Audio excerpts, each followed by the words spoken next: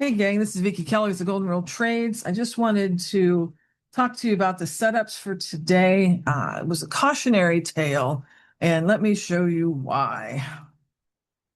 You see this sell-off here. This was all pre-market, and I captured some of that. The morning method doesn't trade pre-market, but when I saw that move, I took a couple of accounts and scooped up some of that and met my profit target for the day in those moves right there. So I took those couple accounts and set them to the side.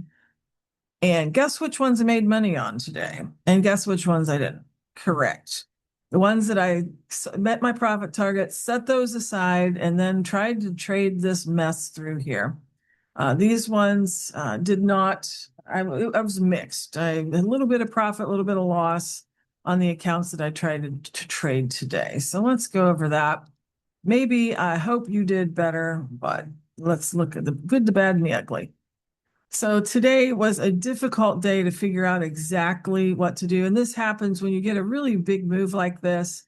It's either going to just absolutely collapse on you, or it's going to chew back through all of this move, which is exactly what it did, which was not unusual, that it would come back and redo all of this. It's just not very linear in how it did it, and therefore made the patterns look very difficult to see in real time.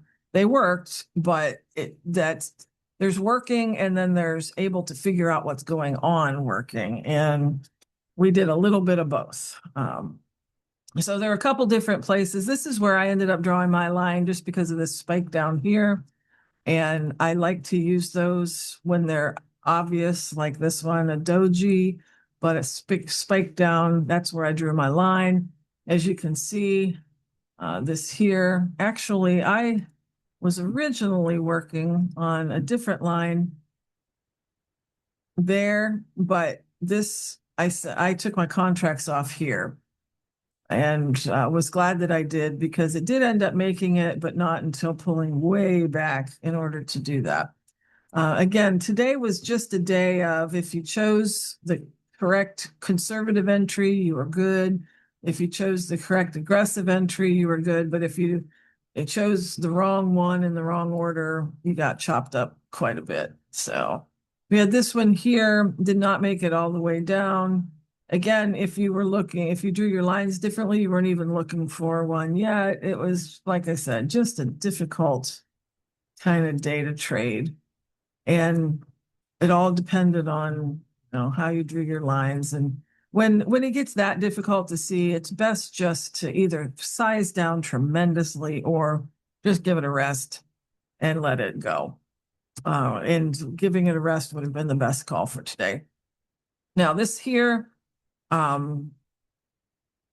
you would have, if you had lengthened out your stops a little bit, you'd have been fine. If you kept your 5-point stop, you'd have gotten stopped out here, could have re-entered and gotten this here. And then it just kept wiggling back and forth.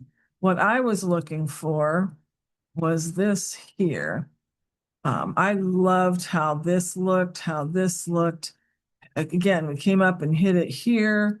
And my guess is we're probably on our way up to this and may tag it and come down. And if it loses it, then I'll get out. But this was a long time to wait for a trade to pan out.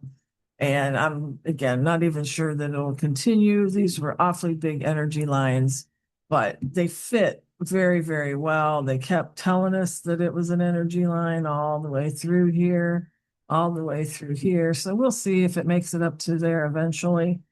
But again, there's the patterns, and then there's your trading of the patterns. So just remember that you have to be able to have a stop that you're comfortable with.